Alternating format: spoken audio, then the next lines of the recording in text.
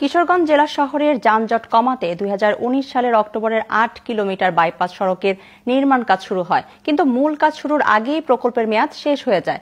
আবারও প্রকল্পের মেয়াদ বাড়ানো হয়, এতে কয়েক গুণ বেড়ে যাওয়া যানজটের নাকাল পৌর শহরের মানুষ। এদিকে জমি অধিগ্রহণে বিলম্ব হওয়ায় এমনটি হয়েছে বলে দাবি সড়ক বিভাগের।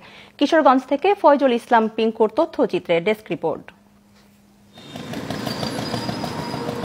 কিশোরগঞ্জ শহরে যানজট নিরসনে এবং হাওর অঞ্চল ও মেডিকেল কলেজ হাসপাতালে যাতায়াতের সুবিধার্থে 2019 সালের নভেম্বরে 731 কোটি 31 লাখ টাকা ব্যয়ে একটি প্রকল্প একনেকে অনুমোদিত হয়। কিন্তু বাইপাস সড়ক নির্মাণের জন্য জমি অধিগ্রহণ ও মাটি ভরাটের কাজ করতেই 2024 সালের 30 জুন প্রকল্পের মেয়াদ শেষ হয়ে যায়। এর মধ্যে খরচ হয়ে যায় 5 কোটি 20 লাখ টাকারও বেশি। পরে আবারও বাড়ানো হয়েছে প্রকল্পের মেয়াদ। এ নিয়ে ক্ষুব্ধ জেলা শহরের বাসিন্দারা।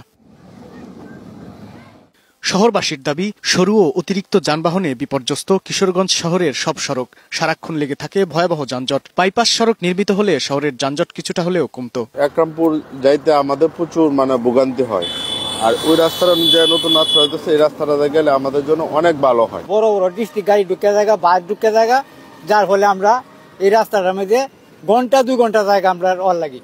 ভূমি মালিকরা বলেন, জমি অধিগ্রহণের কারণে ফসল চাষের সুযোগ হারিয়েছে অনেকে। পাশাপাশি সড়কে সৃষ্ট ধুলার কারণে আশপাশের জমির ফসল ও মৎস্য খামারের ক্ষতি হচ্ছে। তো শহরের বাসগুলি যায় অথবা ট্রাক যায়, এগুলি যাইতে যানজট লাগে জায়গা। যানজটের কারণে আমাদের জনগণের বিরাট দুর্ভোগ হয়। সেই বাইপাস রোডটা কেন হচ্ছে না?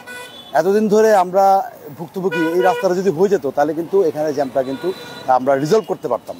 প্রকল্পের মেয়াদ শেষ হওয়ায় কিছুদিন কাজ বন্ধ থাকার পর আবারও মেয়াদ বাড়ানো হয়েছে বলে জানায় সড়ক বিভাগ। দ্বিতীয় মেয়াদের নির্দিষ্ট সময়ের মধ্যে প্রকল্পের কাজ শেষ করে দেওয়া হবে বলে জানান সড়ক ও জনপথ বিভাগের নির্বাহী প্রকৌশলী। বাইপাস সড়ক নির্মাণের যে প্রকল্পটি, সেই প্রকল্পটির মেয়াদ 2024 সালের জুনে মেয়াদ উত্তীর্ণ হয়ে যাওয়ার প্রেক্ষিতে আমরা 2 বছর ব্যয় বৃদ্ধি ব্যতিরেকে মেয়াদ বৃদ্ধির প্রস্তাব প্রেরণ করি।